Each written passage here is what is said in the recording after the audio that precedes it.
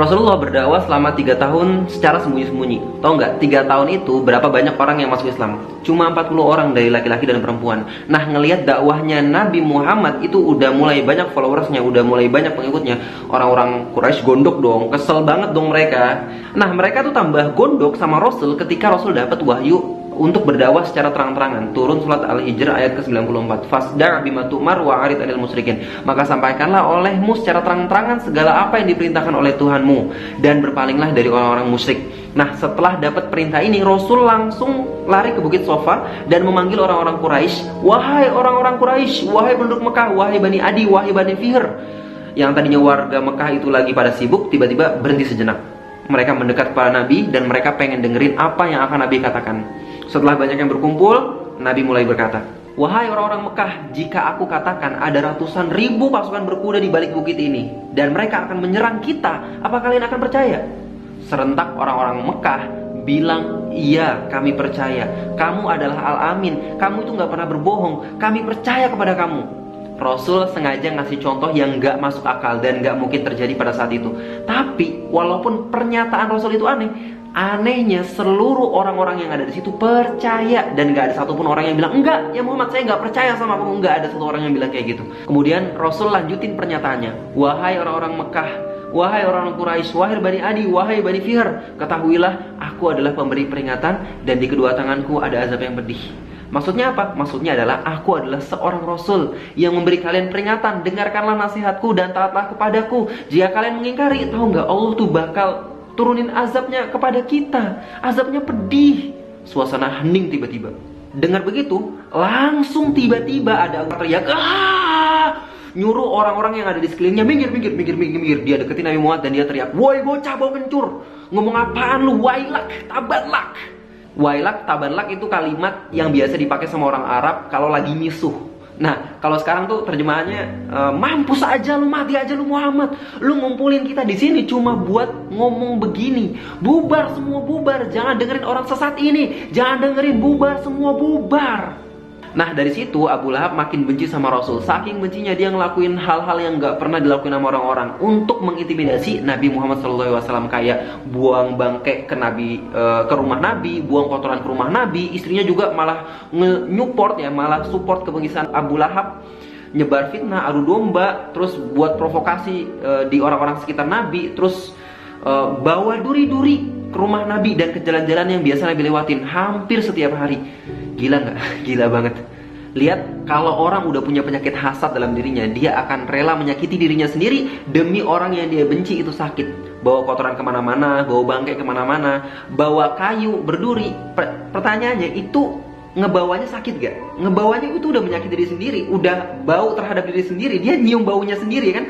Tapi dia rela menyakiti dirinya sendiri untuk orang yang dia benci itu sakit.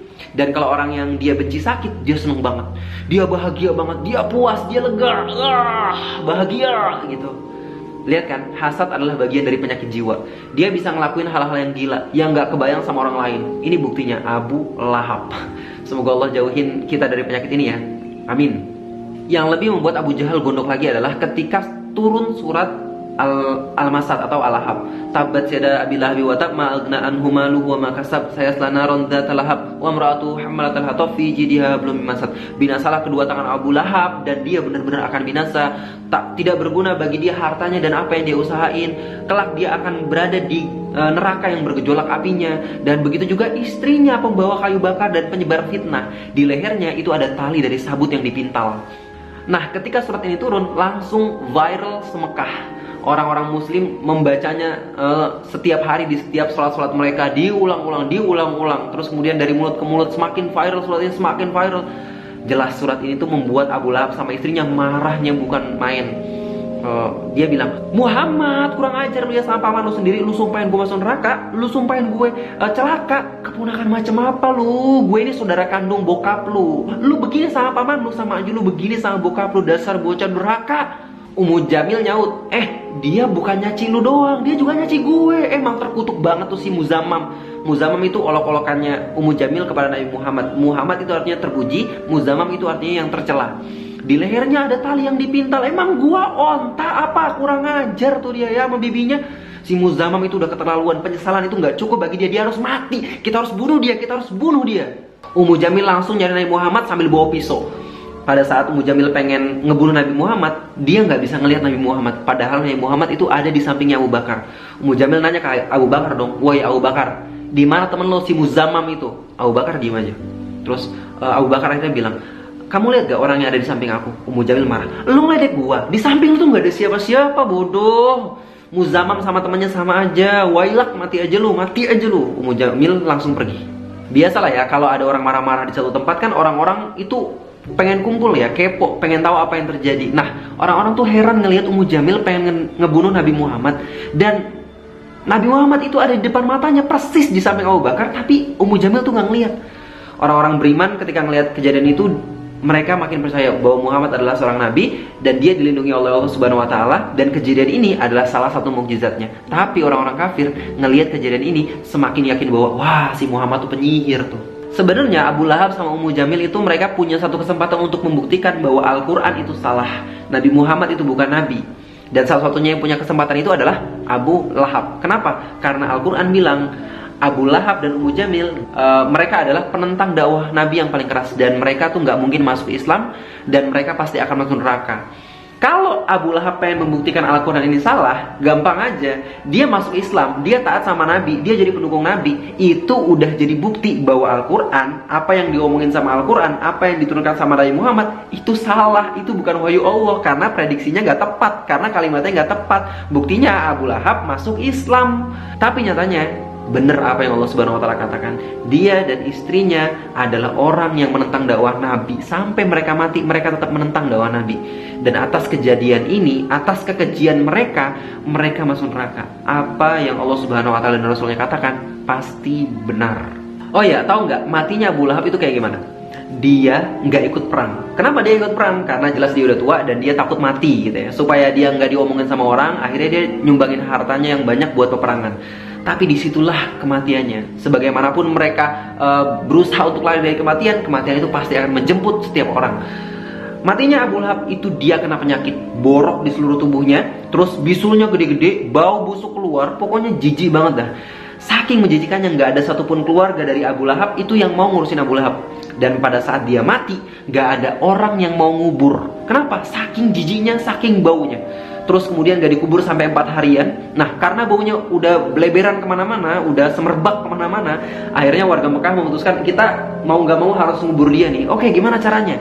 Akhirnya mayatnya digiring-giring, disodok-sodok pakai kayu dari jauh. Karena bau kan, orang gak pengen megang dia kan. Disodok-sodok dari jauh sampai masuk ke lubang.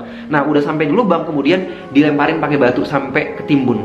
Nah, itu adalah akhir kehidupan orang-orang yang memusuhi agama Allah dan Rasulnya. Hiburan banget ya buat kita ya. So, pelajarannya adalah satu, kalau kita pengen berdakwah, menyebarkan kebaikan dalam Islam, maka kita harus jadi pribadi yang terpercaya. Kita harus jadi teladan. Sama seperti Nabi. Apa yang Nabi katakan di Bukit Sofa? Jika ada ribuan pasukan berkuda yang akan menyerang kita, apa kalian akan percaya? Nyatanya semua orang percaya, nggak ada satupun orang yang mengingkari.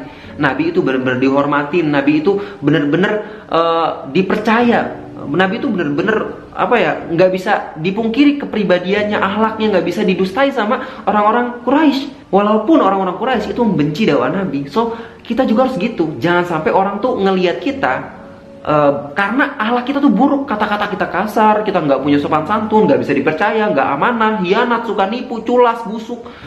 Jangan sampai kita tuh kayak gitu.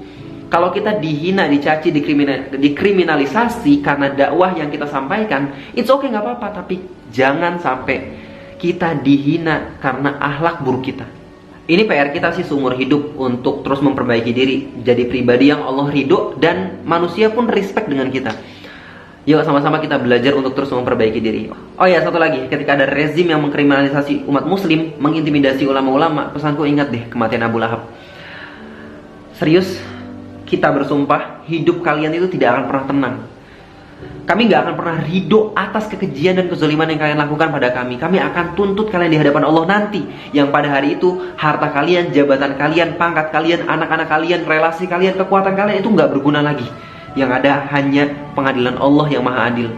Jadi sekarang nikmatilah kezaliman kalian, nikmatilah harta kekayaan kalian, seberkuasa apapun kalian.